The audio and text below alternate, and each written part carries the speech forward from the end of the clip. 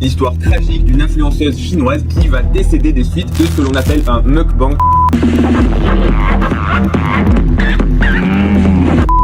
Et tombe sur le corps de sa petite amie, inerte. Toujours en direct, il la traîne à l'intérieur. Sauf que là, Valentina est déjà morte. Bonjour mes petits jambons, j'espère que vous allez bien. Me revoici après un long arrêt maladie. Pour ceux qui me suivent sur Instagram, vous êtes un petit peu au courant de ce qui se passe, mais j'en ferai très probablement une autre vidéo. Mais pour l'heure, revenons au sujet qui nous intéresse, à savoir le scandale généré par la mort de Jean Pormanoff.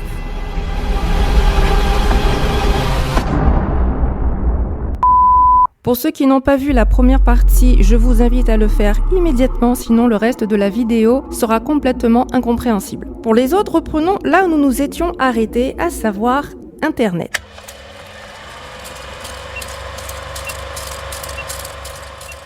Internet n'a absolument rien inventé. Il n'a fait que recycler des concepts qui existaient déjà dans les autres médias et qui titillaient déjà les mêmes cordes sensibles, à savoir le scandale, la violence, le voyeurisme, le sexe, la moquerie et le danger. Ce qui a donné une surenchère vers des contenus de plus en plus extrêmes pour capter l'attention d'un public déjà anesthésié et blasé. Je citerai en premier les nutshots et autres pranks russes dont les conséquences étaient graves pour la santé, notamment le fait de devenir stérile, estropié, handicapé à vie, voire de mourir.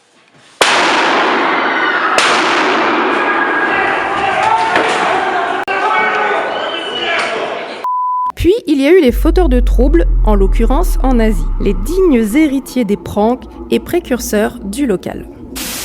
Paul Logan, le premier à se faire remarquer de la mauvaise façon durant ses streams au Japon. Il a vite constaté qu'il n'y avait aucune représaille sérieuse de la part de la police, alors il s'en est donné à cœur joie. Mais il s'est fait expulser du Japon après avoir trouvé et filmé le cadavre d'un homme qui s'était suicidé dans la fameuse forêt du suicide. There's no going back. I've seen things I can't unsee. We found a dead body. Yo! What the fuck?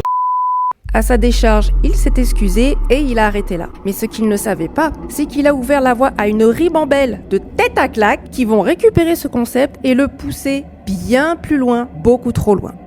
On a Moe Jami qui tabassait et maltraitait sa copine coréenne ainsi que ses chiens en live. To be honest, I think it's better having menopause than erectile dysfunction. I think I already passed the menopause. I'm never horny in my life. Why are you talking like this? When I'm fucking streaming, dumb bitch. Go get him. Who are you calling, bitch? When I beat Shiru with the flip-flop, she always pees herself. I don't know why. Talk! Talk! Talk! Stop kicking him, honestly. It's not good for your channel, honestly. You don't do this. No, he's my food. You don't do this. He's my food.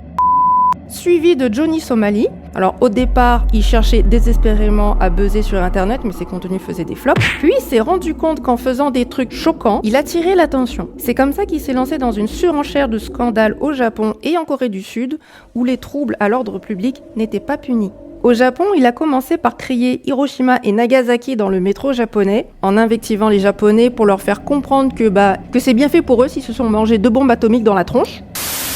You know Hiroshima, Nagasaki. You know why you do this? Pearl Harbor. Hiroshima, Nagasaki. Hiroshima, Nagasaki. You know what we do to you? We destroy it. I swear to God. You do again, we're gonna do again. You understand? Super ambiance! Et il mettait également de la musique très très fort, ce qui est interdit. Il a également mis un bus en retard à cause des altercations qu'il provoquait. Et alors, si vous connaissez le Japon et la Corée du Sud, vous savez à quel point c'est inadmissible. En Corée, il se comporte de façon détestable dans les combini. Il chantera même l'hymne national de la Corée du Nord dans le bus. Je vous laisse imaginer le degré de provocation, mais ce n'est pas tout, il allait beaucoup plus loin. Et là, c'était le point de non-retour, c'est lorsqu'il s'est attaqué aux statues de la paix. Alors les statues de la paix, ce sont des statues qui ont été érigées en mémoire des fillettes et des femmes qui ont servi de jouets sexuels aux envahisseurs japonais. Et Johnny n'a rien trouvé de mieux à faire que de twerker sur les statues, de mimer un acte de pénétration digitale et de se frotter dessus, le corps enduit d'huile de bébé, sur une chanson de P. Diddy. Si vous ne comprenez pas la ref, allez voir cette vidéo. the statue tomorrow. I swear to God, I'll the statue tomorrow. Il faut noter que sa communauté participait activement durant les lives en lui donnant des défis à relever, notamment le choix des musiques et des bruits qu'il devait diffuser.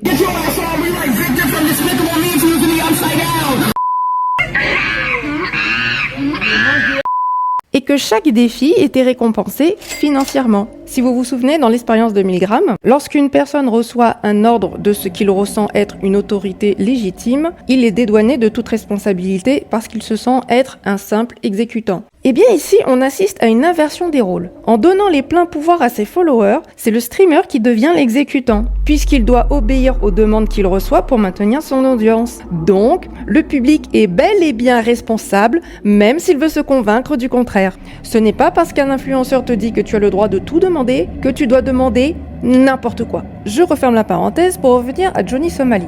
Pour la première fois, une sanction tombe et elle fait mal. Johnny Somali est condamné à purger une peine de prison de plusieurs années en Corée du Sud. Et il a été banni sur toutes les plateformes, y compris par Kik. Est-ce que ça a servi de leçon ? Non! Juste après, c'est Vitaly qui reprend le flambeau. Vitaly avait commencé par des pranks, dont l'intérêt s'est émoussé avec le temps, puis il a été banni de Kik après avoir frappé violemment une joggeuse au visage. I was running and he stopped, like he wanted to hug me, and I was like, stop, like, don't, what are you doing? And he just ran at me and threw me on the ground and started punching me. Et enfin, il a été condamné par le gouvernement philippin parce que lui aussi est allé beaucoup trop loin. Le Russe de 33 ans a été arrêté après la diffusion de ce flux en direct sur la plateforme Kik. Dans ces images, il menace de voler cette dame. Madame, I'm gonna fucking rob you if you keep walking away. I wanna give you money. No, okay. No. Okay, because you got a COVID mask, you liberal fuck. Il s'en prend ensuite à des agents de sécurité dans Manille, la capitale des Philippines. Le youtubeur, qui compte 10 millions d'abonnés, a été arrêté à son hôtel le 3 avril, a annoncé le bureau de l'immigration. Mananagot siya sa batas dito sa Pilipinas. Notez que Johnny Somali et Vitaly sévissaient sur Kik, ça donne une idée de la mentalité de cette plateforme, et qu'ils ont été bannis. Preuve que Kik sait ce qui se passe et peut agir en cas de dérive. Retenez bien ceci. Les mukbangs.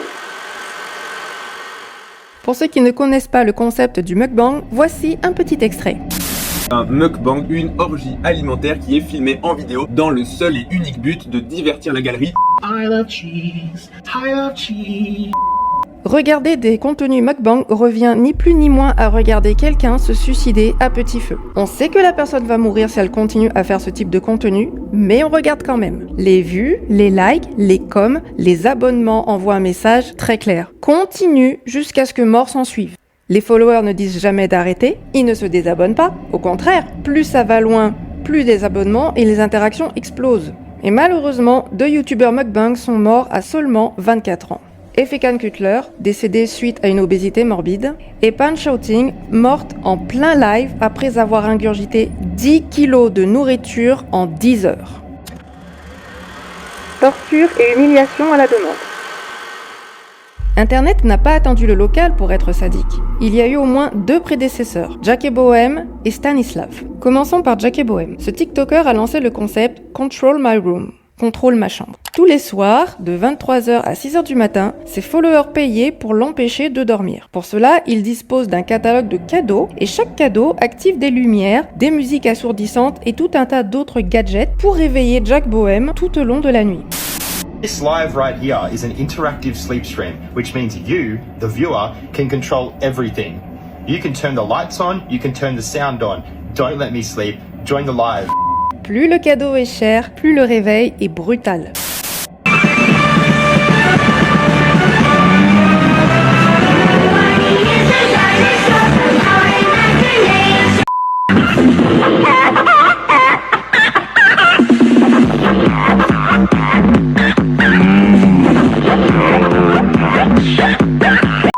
Imaginez qu'on vous réveille comme ça, non pas une fois, mais des dizaines de fois par nuit et parfois en continu. Et regardez à quel point les followers jubilent en le voyant souffrir. For the biggest TikTok universe, biggest gift, 3, 2, 1.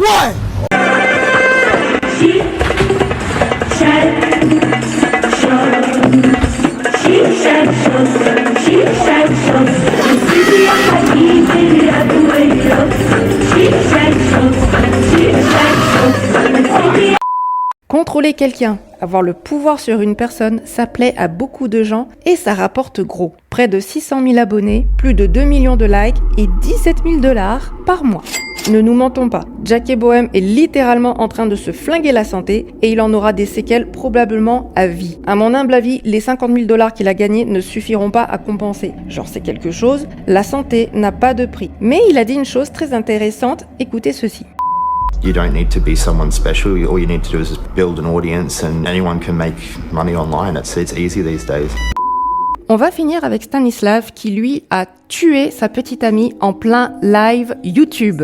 Oui, vous avez bien entendu. Il s'est spécialisé dans le trash stream, c'est-à-dire des lives YouTube où tout était permis. Les viewers payaient pour voir Stan et ses sbires exécuter leurs ordres. Et comme vous pouvez vous en douter, plus c'était stupide, dégradant et dangereux, mieux c'était. Des orgies d'alcool et de boue jusqu'à en vomir, des disputes verbales et physiques, des défis absurdes, bref, vous avez compris le concept. Ce qu'il faut noter, c'est que celle qui prend le plus cher, c'est la petite amie de Stan, Valentina Grigorieva. Lors de cette scène complètement lunaire, par exemple, alors que Valentina fait une crise d'angoisse, Stan ne trouve rien de mieux à faire que de lui asperger le visage de spray au poivre. Comme vous pouvez vous en douter, ça ne l'a absolument pas calmé. C'est le 2 décembre 2020 que le drame se produit. Ce jour-là, le live est particulièrement tendu. Sous l'effet de la drogue et de l'alcool, Valentina menace Stan avec un couteau, puis il lui saute dessus pour la maîtriser. La scène qui suit est hors champ, donc on ne voit rien. Par contre, on entend tout. Stop! Go on! Il la bat violemment, puis c'est le silence. Quand le live reprend, Valentina est enfermée sur le balcon, à moitié nue, à moins 3 degrés Celsius. Je rappelle, nous sommes en Russie. Pendant que Stan discute avec ses followers. Au bout d'un certain temps, quand même, il décide d'ouvrir la porte du salon et découvre le corps inerte de Valentina. Sans interrompre le live, il la ramène à l'intérieur et tente de la réanimer en vain. Faisons une petite pause de quelques secondes. Dans une telle situation, qu'auriez-vous fait ? Stopper le live et appeler les secours ? Ou continuer le live en buvant du champagne ? Eh bien Stan a choisi la deuxième option. C'est seulement après avoir vidé la bouteille que Stan se décide à intervenir et appeler les secours. Mais Valentina est déjà morte depuis longtemps. Elle est morte sous les yeux des spectateurs et l'indifférence la plus totale de son petit copain. La décence aurait voulu qu'il coupe les caméras, mais non, le live continue. Il dépose la dépouille sur le canapé et continue de discuter avec ses followers jusqu'à l'arrivée des secours. Suis-je la seule à être choquée ? À ce stade, je pense qu'on est tous d'accord sur le fait que Stan est une ordure, mais qu'en est-il des viewers ? Eh bien, ils continuent d'interagir dans le chat et font des dons. Oui, ils payent pour avoir vu quelqu'un mourir en direct, pendant que les pompiers examinent le corps et interrogent Stanislav. On a la communauté qu'on mérite, on va pas se mentir. Le live ne prendra fin qu'à l'arrivée de la police le lendemain matin. Les contusions observées sur le corps de la victime indiquent que l'hypothermie n'est peut-être pas la seule cause du décès. Rappelez-vous, personne n'a vu comment Stan l'avait frappée avant de la séquestrer sur le balcon. Sur les réseaux sociaux, Stas Reshetnikov aurait enfermé Valentina sur le balcon dans le cadre d'un challenge. Comme l'a rapporté la chaîne russe Renouée, le youtubeur aurait puni sa petite amie car il trouvait qu'elle sentait mauvais à cause d'une infection intestinale. Il l'aurait alors jetée dehors en lingerie par des températures négatives. Selon un voisin qui s'est exprimé sur NTV, ce n'était pas la première fois qu'une telle chose se produisait, mais de nouvelles analyses ont prouvé qu'elle avait été battue. Au cours de son interrogatoire, Stas Reshetnikov a nié toute implication dans la mort de sa compagne de 27 ans, assurant qu'elle avait pris de la drogue. Des traces d'amphétamine ont bien été trouvées dans le sang de la victime. Mais la cause du décès est tout autre. Après avoir hésité entre l'overdose, les coups et blessures et l'hypothermie, les examens supplémentaires demandés par la police ont révélé que la victime a une blessure crânio-cérébrale fermée, des ecchymoses et un hématome sous-dural qui s'était formé après avoir reçu au moins 3 coups au visage. Y a-t-il eu des poursuites judiciaires suite à cet événement ? Alors oui, mais vous allez voir, ça fait quand même grincer des dents. Stan écope quand même de 6 ans de prison, donc jusque-là, bien. Par contre, en 2024, il recommence à poster du contenu sur... roulement de tambour ? YouTube. Petit rappel, YouTube, plateforme publique qui a fermé les yeux pendant 10 ans sur tout ce qui s'est passé, y compris la mort d'une femme, et qui n'a jamais banni l'auteur des faits. Où en est la modération ? Il me semble que les points communs avec l'affaire de JP sont saisissants, on dirait un copier-coller. Ce qui nous amène au dernier complice invisible de cette tragédie, les autorités.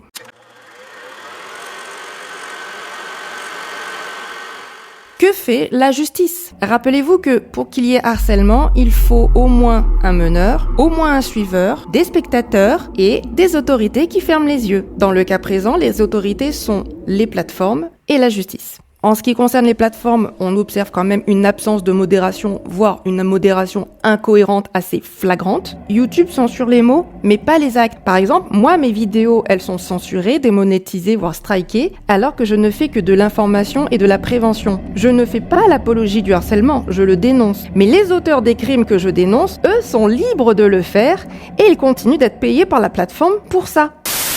Que fait YouTube? Qu'est-ce qu'ils foutent? Le live, j'imagine que des mecs qui sont tombés là-dessus ont fait un report de ça, et ont fait déjà des reports de ses précédentes vidéos. Qu'a foutu YouTube?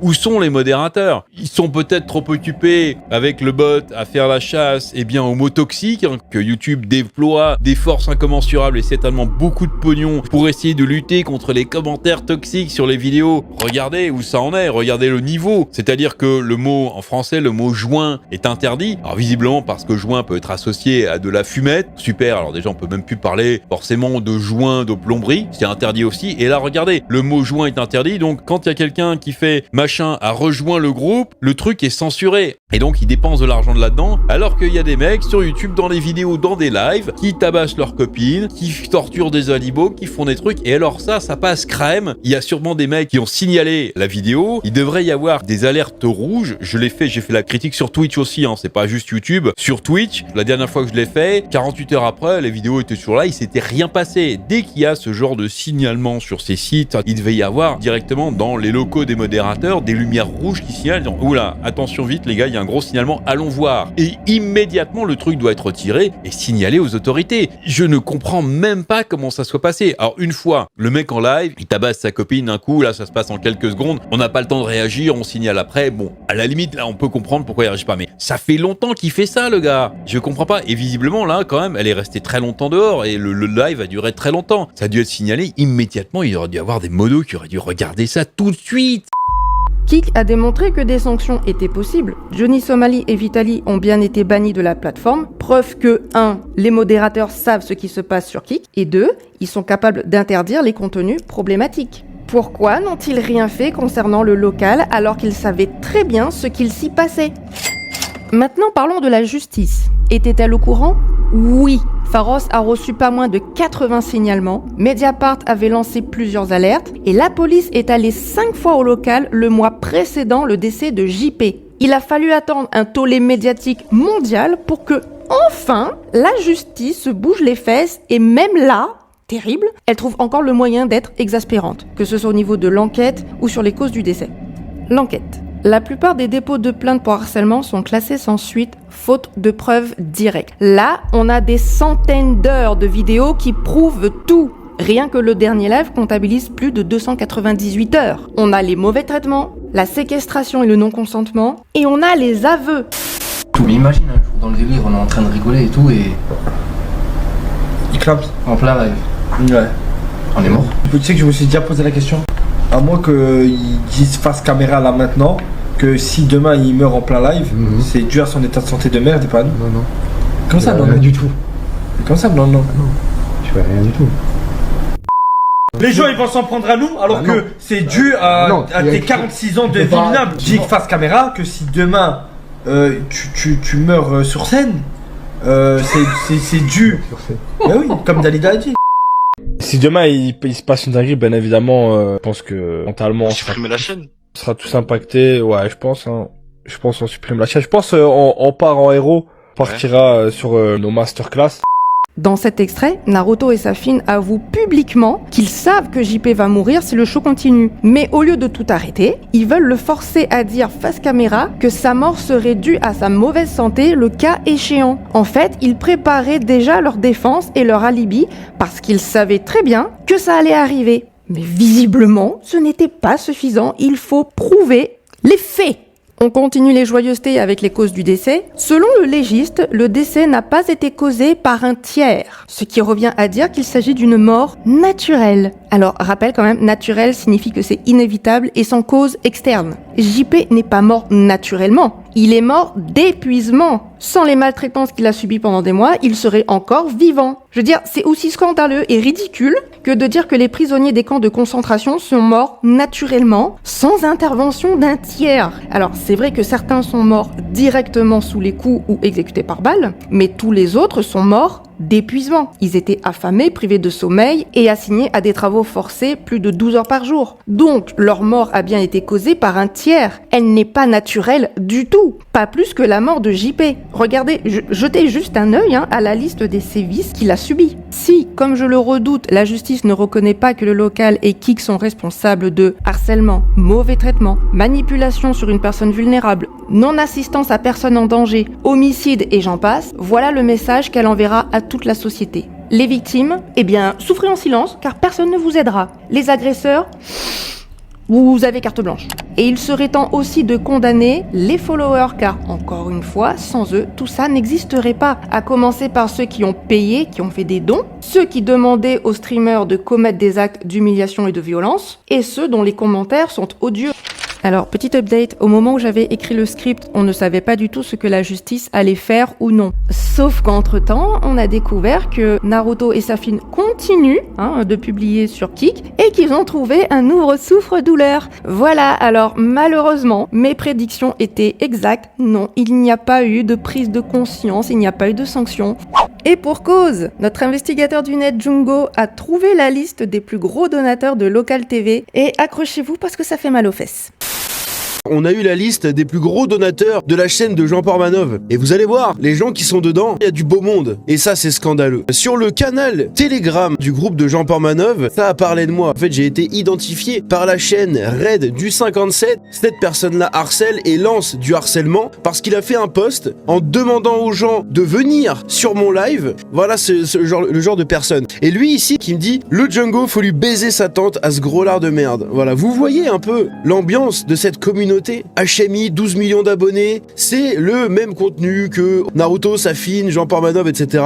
Nasdas, The Kerry 78, GameX13, tout ça c'est la même communauté, tous ces gens-là. C'est une communauté de toxiques, de harceleurs, des gens qui n'hésitent pas à aller dans les MP, à menacer, à insulter. Parce que là, la vidéo que vous voyez, c'est du contenu filmé sur Snapchat par HMI. C'est le genre de contenu que cette communauté-là regarde. Donc des gens qui sautent sur des bagnoles, qui cassent des trucs, bref, un comportement de racaille, au plus haut point.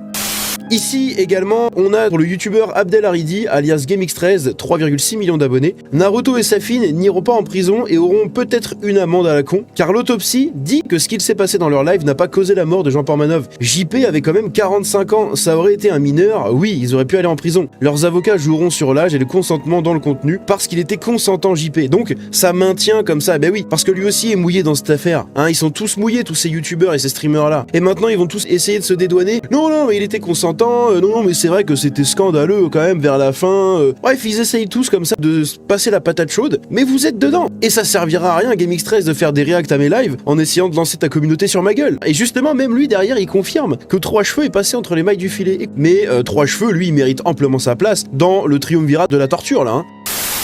C'est vrai qu'on parle toujours de Naruto et Safin, mais 3 cheveux, il est complètement passé sous les radars. Alors, qui est ce mec ? Eh bien, très simple, c'est un des membres du local. Et qu'a-t-il fait de particulier ? Vous vous souvenez de cet extrait ? La dame qui hésite à frapper JP, mais qui est encouragée à le faire par tout le monde. C'est la mère de 3 cheveux. What ? Donc, ce gars, non seulement il a maltraité JP, mais en plus, il a fait participer sa propre mère à ce jeu sordide. Fils de l'année. T'es mort. Et moi, ce qui me choque d'autant plus, c'est que cette femme connaît les activités de son fils, mais ça ne la dérange pas plus que ça. Elle s'en fout en fait de savoir comment son fils gagne sa vie, tant que l'argent rentre. Et pire, elle a participé. C'est quoi cette famille de cassos ? Où est le père ? Qu'est-ce qui se passe ? Je ne comprends pas. L'éducation, les gens, l'éducation, on va y revenir. Donc oui, 3 cheveux devraient effectivement être inculpés, tout comme Naruto et Safin. Mais attendez, il y a mieux côté famille sordide. Regardez-moi ça. Le père de Naruto, c'est un ancien adjoint au maire, du coup Jean-Christophe Senazandotti. Il était adjoint au maire délégué à la politique de la ville et aux affaires sociales. Le père de Naruto, élu de Dra, est apparu dans le live et s'en est pris également à la mère de Jean Portmanov par téléphone. Mon père est un homme politique influent, voilà ce qu'il disait. C'est scandaleux. Pour un homme politique de participer à ce genre de truc, c'est scandaleux. Mais ce n'est pas tout. Maintenant, on va parler des grosses célébrités qui ont participé à ce massacre. Une pétition pour que la justice et le monde du foot s'intéressent plus particulièrement aux joueurs ayant participé au live de JP, Naruto et Safin. Donc ici, ça demande voilà des sanctions exemplaires pour les joueurs de foot, Adil Rami, Barcola, Aubameyang, Talbi et encore d'autres célébrités à droite à gauche. Toujours amusé par le fait que les footballeurs, malgré plusieurs millions d'euros par an, ont exactement le même univers mental et les mêmes goûts que les cassos lambda. Oui, Barcola, Aubameyang, Rami, en tout cas voilà des joueurs de foot qui tournent autour de ça, des gros créateurs, des gros streamers, vous avez un homme politique, ça commence à faire une espèce de petite tambouille d'une sauce à merde complètement désastreuse et scandaleuse qui tourne un peu autour de Jean Portmanov. Si vous trouvez que la participation des darons était scandaleuse, attendez de voir la suite parce que oui, on peut descendre encore plus bas. C'était consenti et scénarisé, Safin et Naruto posent avec la tête du père malade de Jean Portmanov. Sa mère affolée hurle au téléphone de retirer l'image. Quelques instants plus tard, 3 adolescents de 14 ans font irruption dans le local. 14 ans. Il y a des gens qui assistent à ça, qui trouvent ça normal, que des gosses de 14 ans participent à des lives comme ça. Donc il y a bien des enfants qui ont participé au stream de Portmanov. C'est un gosse à droite que le mec lance sur JP, il le reprend, il le relance une deuxième fois, il lui saute dessus, et après l'autre qui le tape avec le coussin, après il le chope par les bras, il le tire comme ça, l'autre il lui tire la tête. On est sur une scène, mais sans déconner, c'est dangereux. Ils sont dangereux. Vous voyez, quand je vous disais que le public est au moins tout aussi coupable que les créateurs de contenu, la preuve est là. Qui sont les parents qui laissent leurs gamins participer à ce genre de live? Quand même, quelle leçon est-ce qu'on leur apprend à ces gosses? On est en train de leur montrer que c'est super drôle de maltraiter quelqu'un, de le martyriser en public. Ils ont l'aval des adultes, ils ont l'aval de leurs parents. Qu'est-ce qu'on est en train de fabriquer comme nouvelle génération? On est en droit de s'inquiéter parce que imaginez les adultes que ça va devenir. Et pourquoi les autorités ne mettent pas leur nez là-dedans, hein? Eh ben, attendez, voici la suite, régalez-vous! L'Arcom déclare qu'elle n'a pas les compétences pour suspendre la chaîne Kik de Jean Portmanov. Le président de l'autorité explique que la plateforme, n'étant pas installée en France, ne relève pas de la compétence directe de l'Arcom. Ah bah ça y est, ils ont trouvé leur excuse. Donc après il n'y a pas de représentant européen, maintenant c'est il n'y a pas de représentant en France, donc on peut rien faire. Ces gens-là sont payés 50 millions en budget pour ce truc-là à l'année avec 350 employés. Ils sont complices de ce qui s'est passé avec Jean Portmanov. Et ici, on va terminer là-dessus, les donateurs de la chaîne de Jean Portmanov, et dedans, il y a du beau monde. On a ici J-Nueve, avec 1145 cadeaux. On va voir tout à l'heure combien ça représente, 1145 cadeaux sur Kik. Ici, on a Pushtros, on a FC Zirconium, on a Tuffer.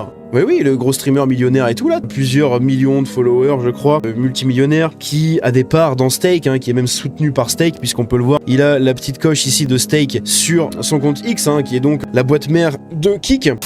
On a Eddie, tiens donc, et quand on clique sur Eddie, on peut voir que c'est cette personne avec un badge, un staff de Kik. Eddie, c'est le fondateur et le CEO de Kik. Oui, messieurs, dames, si vous vous demandez pourquoi Kik ne bouge pas, parce que vous avez un de ses fondateurs qui a financé ça. Le fondateur et PDG de Kik figure au 5e rang des donateurs de Jean Portmanov. Le PDG de Kik a fait un don. En gros, il a donné 150 cadeaux. Donc 150 cadeaux, on va voir à peu près à quoi ça correspond. Sur Kik, les cadeaux correspondent souvent à des abonnements offerts, valant 5$ chacun. 1145 cadeaux représentent donc environ 5714 $. Donc, le premier donateur de la chaîne de Jean Portmanov, c'est J-Nueve. Il a donné environ 5000 € à tout ce scandale. Cette histoire-là commence à prendre des proportions assez big. C'est vraiment inquiétant. On commence à se rendre compte qu'en fait, au-delà des streamers qui étaient avec Jean Portmanov, tu avais à côté des joueurs de foot. Tu avais beaucoup de jeunes abonnés, de mineurs et tout, qui venaient également à côté. Beaucoup d'autres streamers, à droite à gauche, que ce soit Kenny, que ce soit donc Akira, Akipupus. On avait GameX13, bien évidemment. À côté de ça, le père d'Owen, qui est un élu municipal. La municipalité qui supprime son compte X, probablement pour éviter la grosse polémique. Je pense qu'on a touché le fond. Et si vous pensez que ce n'est pas un problème majeur, que ce sont que des divertissements et que ça ne vous concerne pas, détrompez-vous car ce qui va suivre est très inquiétant. L'histoire se répète. Faire de l'horreur un spectacle divertissement n'est pas du tout un phénomène nouveau. Par exemple, à la Révolution française, on assistait à la mise à mort des aristocrates comme à un match de Roland-Garros avec des pop-corn. Les gens se déplaçaient pour regarder ces exécutions en famille. Alors, je sais pas, imaginez les enfants face à des dizaines de têtes coupées, jonchant le sol dans une mare de sang. C'est franchement sordide, mais tout le monde trouvait ça normal. Mais ce n'est rien comparé à ce qui se passait dans les arènes de la Rome antique. Les Romains se déplaçaient en masse pour regarder des exécutions, des combats à mort et des actes de torture dignes de Sceaux. C'était le divertissement le plus populaire de l'époque et là encore, les gens y allaient en famille. C'était normal. Et tenez-vous, ce phénomène est directement lié à la chute de Rome. Pour comprendre, regardons comment les différentes puissances mondiales se sont succédées dans l'histoire, en commençant par Babylone, qui a été envahie par les Mèdes et les Perses, puis l'empire médo-perse a été renversé par Alexandre le Grand, faisant de la Grèce la nouvelle puissance mondiale. À la mort d'Alexandre, l'empire grec a été remplacé par Rome, qui a régné sur le monde pendant plus de 500 ans. Et c'est là que ça devient intéressant, car la chute de Rome est un très vilain teaser de ce qui nous attend. Contrairement à ses prédécesseurs, Rome ne s'est pas effondrée à cause d'une guerre ou d'une invasion. Non, elle s'est effondrée de l'intérieur dans un silence assourdissant. Comment ? Eh bien, il y a une équation très simple. Pour qu'une nation soit forte, il faut des familles fortes. Si la cellule familiale est faible ou fragile, la nation sera faible et fragile. Or, le déclin de Rome a commencé avec l'effondrement de la famille et des valeurs morales qui la maintenaient debout. Donc, lorsque ces deux piliers se sont fracturés, le glorieux empire romain s'est éteint à petit feu. Pas brutalement, non, lentement, comme une grenouille dans un bain d'eau bouillante. Il est difficile à ce stade de ne pas faire le parallèle avec notre société moderne qui prend dangereusement la même direction, et comme l'être humain a la fâcheuse habitude de ne jamais tirer leçon des erreurs du passé, l'histoire se répète. Lorsque JP a rendu son dernier souffle, nous n'avons pas assisté à la mort d'un homme, mais à la mort de notre civilisation. Nous vivons dans une société profondément malade qui a renoncé à toutes les valeurs morales qui la tenaient debout. Comme l'a si bien dit Jiddu Krishnamurti, ce n'est pas un signe de bonne santé mentale que d'être bien adapté à une société malade. Nous vivons dans une dystopie où Black Mirror est has-been, une idiocratie qui ne valorise pas les talents, mais la médiocrité. Nous avons créé le monstre collectivement. Sociétalement et psychologiquement parlant, tous les éléments étaient réunis pour qu'une plateforme comme Kik devienne une arène où un homme fragile a été assassiné publiquement. Tout ce qui est arrivé à JP ne pouvait pas ne pas arriver dans une société aussi laxiste qui, au lieu de réprimer la cruauté, l'a encouragée. Il suffit de voir comment les autorités réagissent aux milliers de plaintes pour harcèlement et violence. C'est grave qu'il faille attendre un tel drame pour se réveiller, que seule la mort en direct peut choquer. Et encore, pour combien de temps et pour qui ? Ce qui attriste les followers du local, ce n'est pas la mort de JP, mais le fait qu'ils ne pourront plus se divertir grâce à lui. J'aurais jamais imaginé que la disparition d'un streamer m'aurait autant touché. Que ce soit pour moi, ma femme et mes enfants, leurs vidéos étaient notre rituel du soir. À chaque fois que mon fils de 2 ans voyait JP à la télé, il était heureux. J'entends encore la voix de mon fils. Papa, regarde JP bagarre. Sa disparition est dévastateur. Et puis, il y a des gens que ça ne touche même pas. Et si vous pensez que la mort de JP va mettre fin à la surenchère des contenus extrêmes après une magnifique prise de conscience collective, sortez de la matrice les gens parce qu'on n'a pas encore touché le fond. Des choses bien pires arrivent. À partir du moment où du contenu qu'on ne trouvait avant que sur le darknet se retrouve sur des plateformes mainstream accessibles à tous, y compris à des enfants, le reste va suivre, En tout cas, les perversions en question ne pourront s'engouffrer dans la brèche que si nous le permettons. Car, aussi incroyable que cela puisse paraître, des solutions existent et elles sont incroyablement simples.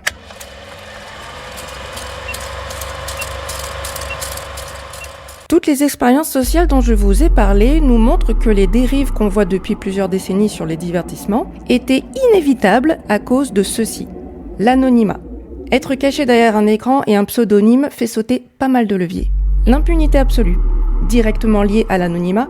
En effet, comment punir une personne qu'on ne peut pas identifier ? Mais aussi le fait qu'il n'y a aucune sentence dissuasive sur Internet. Au pire, un compte est banni, alors qu'on peut le recréer dans la seconde, mais il n'y a pas d'amende ni emprisonnement.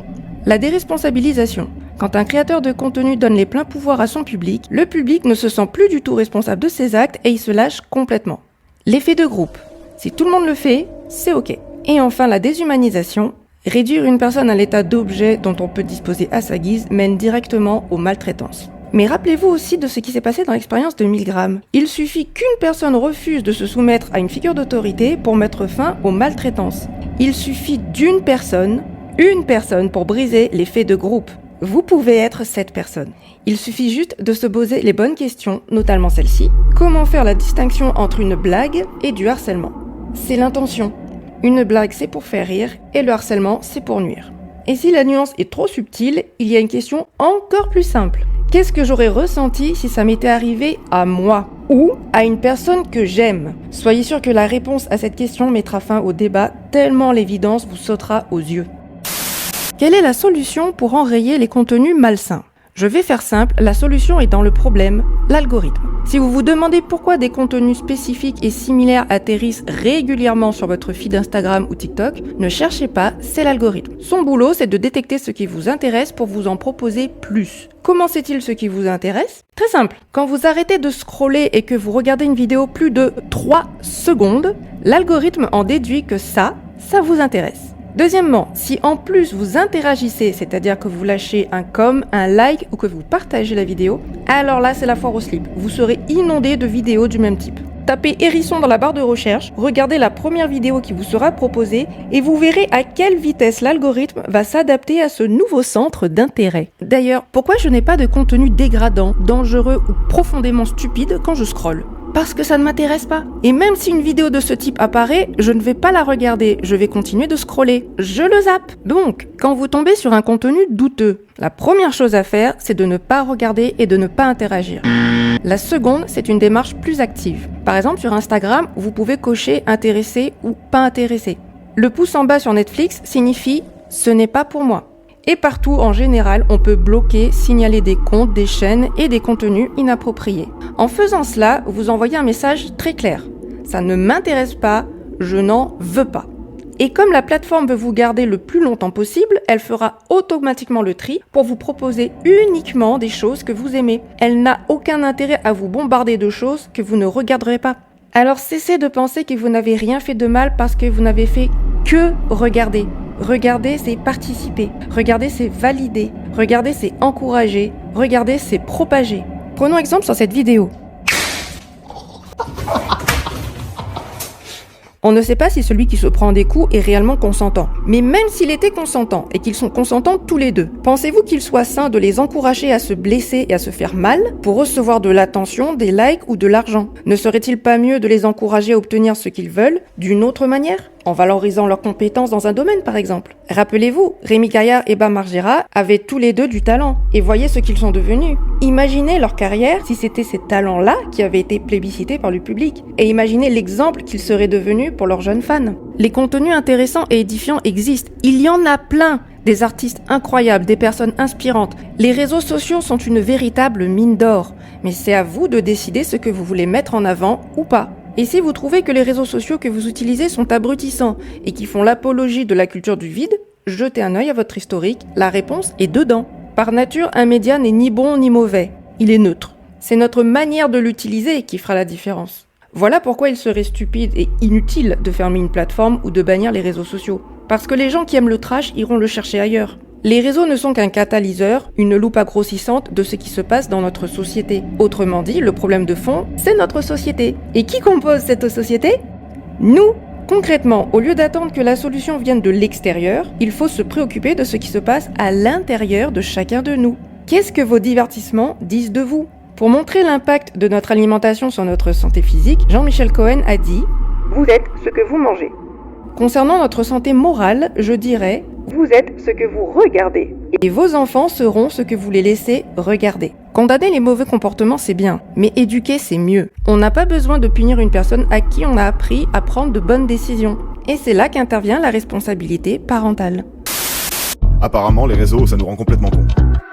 Moi, je crois que c'est toi qui les rend complètement cons. On est tous pareils. Quand tu scrolles sur le gramme, t'as pas envie qu'on te prenne la tête. Alors tu scrolles et il y a des culs, des gens qui s'éclatent au sol, des culs, des chiens qui sont maîtrisés par des chats, des culs. Tout ce temps de cerveau, tu le passes à rien.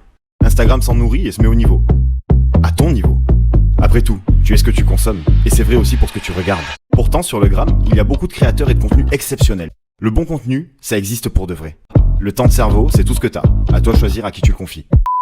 En changeant vos habitudes en quelques clics, vous allez assainir tout ce qui apparaîtra sur vos écrans. Et si tout le monde fait pareil, tous les contenus malsains disparaîtront au profit de contenus de grande qualité. Il y a un nombre incalculable de génies et de prodiges qui méritent plus de visibilité. Et c'est le moment idéal pour liker et commenter cette vidéo. Vous enverrez ainsi à YouTube le message suivant. Les criminels n'ont pas leur place sur cette plateforme. Je conclurai ainsi. Si vous ne voyez pas le problème, vous êtes le problème.